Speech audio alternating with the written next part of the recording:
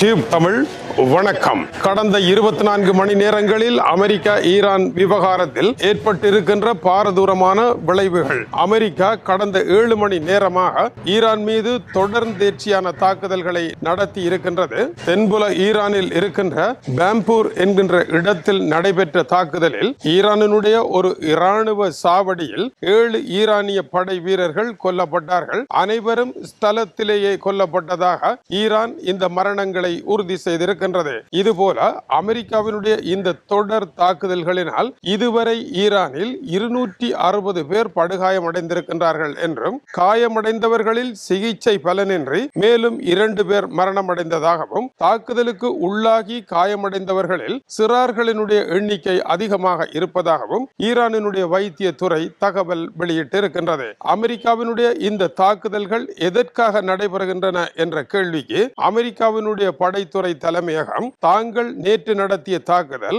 Hormuz நீரிணை மீதான ஈரானினுடைய கட்டுப்பாடுகளை குறைப்பதற்காகவும் அவர்களுடைய இராணுவ பலத்தை முறியடிப்பதற்காகவும் 12 வரையான இலக்குகள் மீது தங்களுடைய தாக்குதல் நடைபெற்றதாகவும் ஈரானுக்கு பல தீவுகள் இங்கே இருக்கின்றது. இந்த தீவுகளில் ஒன்றான கிரேட்டர் டொன்ப் என்கின்ற இடத்தில் மோசமான தாக்குதல்களை தாங்கள் நடத்தியதாகவும் அவர்கள் தெரிவிக்கின்றார்கள். இந்த தாக்குதல்களினுடைய விளைவுகளை அவர்கள் எடுத்துரைக்காவிட்டாலும் ஈரானை முடக்குவது அதனுடைய நோக்கம் என்று தெரிவித்தார்கள். இதற்கு பதிலடியாக ஈரானினுடைய தாக்குதல்கள் பல இடங்களில் நடந்தேறி இருக்கின்றன. அமெரிக்காவினுடைய இராணுவ தளங்கள் இருக்கின்ற ஜோர்டான், பஹ்ரைன், குவைத் ஆகிய இடங்கள் மீது ஈரானினுடைய ஏவுகணை தாக்குதல்கள் சரமாரியாக நடைபெற்றிருக்கின்றன. இதனுடைய பாதிப்பு விவரங்கள் வெளிவரவில்லை. ஆனால் இருவரும் சம அளவிலான தாக்குதல்களையே நடத்தி இருக்கின்றார்கள். இந்த தாக்குதல் மிக இக்கட்டான நிலையை அடைந்திருக்கின்ற ஒரு சூழலில் இருவருடைய பேட்டிகள் வெளியாகி இருக்கின்றது. இன்று காலை முதலாவதாக அமெரிக்க அதிபர் டொனால்ட் ட்ரம்ப் ஊடகங்களுக்கு பேட்டியளிக்கின்ற பொழுது இதுவரை நடைபெற்ற தாக்குதல்கள் சிறிய தாக்குதல்கள், ஒரு ட்ரெய்லர் தான், இனிமேல் தான் உண்மையான தாக்குதல்கள் வரப்போகின்றது. அடுத்த வாரம் வெடிக்க இருக்கின்ற தாக்குதல் மிக மோசமானதாக அமைய போகின்றது. ஈரானினுடைய மின்சார கட்டமைப்புகள், பாலங்களை தகர்ப்பதற்கான தாக்குதல்களை நடத்தும்படி தான் உத்தரவிட்டு இருப்பதாக அவர் குறிப்பிட்டிருக்கின்றார். இத்தகைய தாக்குதல்களின் மூலமாக ஈரான் ஒரு பேச்சுவார்த்தைக்கு வருமா என்ற கேள்விக்கு ஈரானுக்கு இருக்கின்ற வழி, இந்த போரையெல்லாம் வென்று ஈரான் ஆசைப்பட்டபடி எதையும் செய்ய முடியாது. பேச்சுவார்த்தை மேசை ஒன்றுதான் ஈரானுக்கான கடைசி வழியாக இருக்கின்றது. அந்த இடத்திற்கு அவர்கள் வருவதை தவிர வேறு வழியே கிடையாது என்று டொனால்ட் ட்ரம்ப் கூறியிருக்கின்றார். ஆனால் ஈரானினுடைய தரப்பில் இருந்து வந்திருக்கின்ற செய்தியில் அமெரிக்கா கூறுவதை போல பேச்சுவார்த்தையில் தமக்கு நாட்டம் இல்லை என்று ஈரான் மறுத்திருக்கின்றது.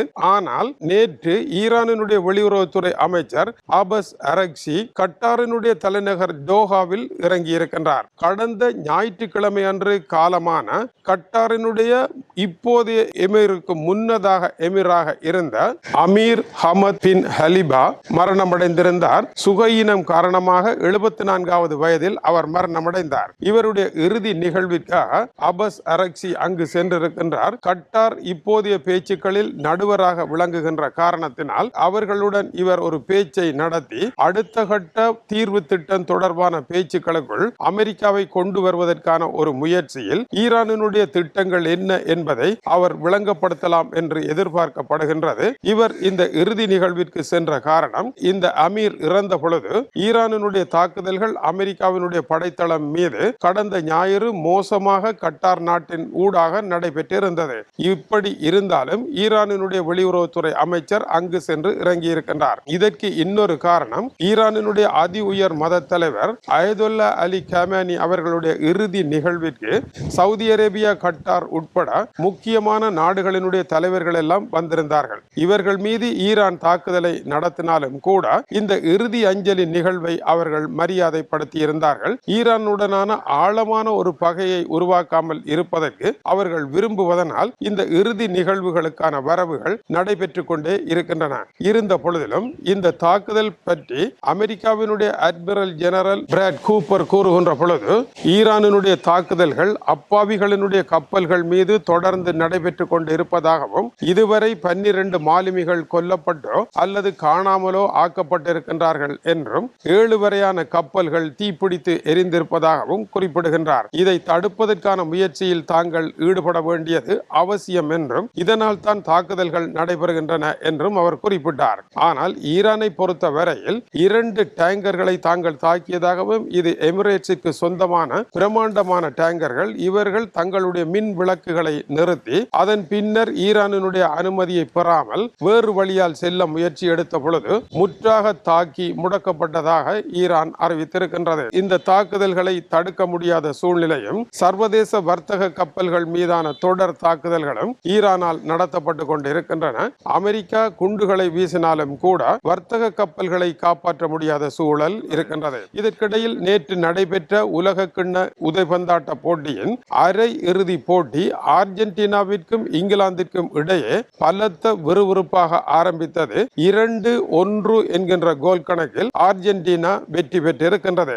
பிரிட்டனினுடைய வீரர் இடைவேளைக்கு பின்னதாக 10வது நிமிடத்தில் முதலாவது கோலை போட்டு இங்கிலாந்தை முன்னணிக்கு கொண்டு வந்தார். அதன் பின்னர் இங்கிலாந்து ஆட்ட முறையை சட்டென மாற்றி தொடர்ந்து அர்ஜென்டினாவை கோல் அடிக்க விடாது தடுப்பதன் மூலமாக இந்த வெற்றியை பெற்றுவிடலாம் என்று எதிர்பார்த்து ஆட்டத்தை மாற்றிய பொழுது அர்ஜென்டினாவினுடைய ஆக்கிரமிப்பிற்கு ஆட்டத்தை அவர்களுடைய கைகளில் ஒப்படைத்து பிரிட்டன் தன்னுடைய வாளை ஒப்படைத்தது போல ஒப்படைத்து கேடயத்தால் தடுத்து கொண்டே இருந்தது. இதை தொடர்ந்து தடுத்து ஆட முடியாத நிலையில் ஆட்டம் பிரிட்டனிடம் இருந்து கைமீறி போனது பிரிட்டன் இழைத்த வியூக தவறு என்று கூறுகின்றார்கள். அதைத் தொடர்ந்து அர்ஜென்டினா முதலாவது கோலை போட்டது. இதற்கு காரணமாக இருந்து பந்தை சரியான இடத்தில் தட்டி கொடுத்தவர் லியோனல் மெஸ்ஸி.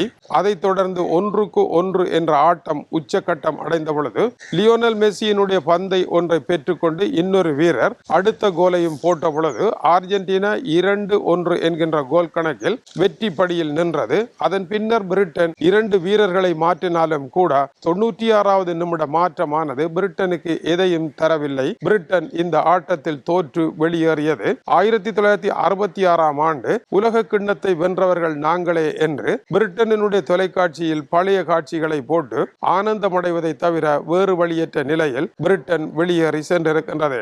லியோனல் மெஸ்ஸி 2வது தடவையாக இப்பொழுது உலக கிண்ண இறுதி ஆட்டத்திற்குள் நுழைகின்றார். இதை வெல்லுவாராக இருந்தால் அர்ஜென்டினா உதைபந்தாட்ட வரலாற்றில் பெரும் சாதனை படைத்த மனிதராக அவர் மாற்றமடைவார். ஆனாலும் கூட இந்த தடவை வெல்வது மிகவும் கடினமானது. ஐரோப்பாவினுடைய உதைபந்தாட்ட சாம்பியன் ஆகிய ஸ்பானியாவை எதிர்த்து மோத வேண்டும். லியோனல் மெஸ்ஸியினுடைய அணியும் பிரிட்டனும் நேற்று கடுமையான தூசண வார்த்தைகள் போன்ற கெட்ட வார்த்தைகளை பேசி ஒருவரை ஒருவர் உணர்ச்சி வசப்படுத்த முயற்சி எடுத்து ஆட்டத்தில் திருப்பத்தை ஏற்படுத்தியதில் இந்த தீய வார்த்தைகள் முக்கிய இடத்தை பெற்றிருந்தன.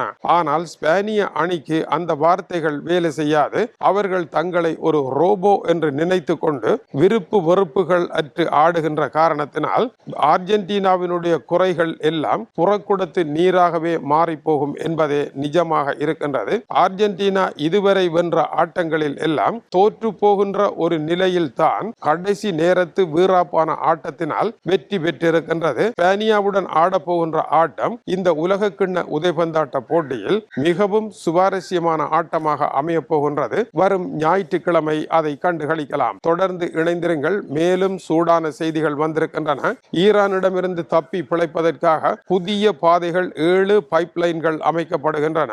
இதனுடைய எதிர்காலம் என்ன என்பதை அடுத்த செய்தியில் காணலாம். இது டியூப் தமிழினுடைய உலக செய்திகளுக்காக இலங்கை வடபுலம் யாழ்ப்பாணத்திலிருந்து கீசே துறை. வணக்கம் உறவுகளை.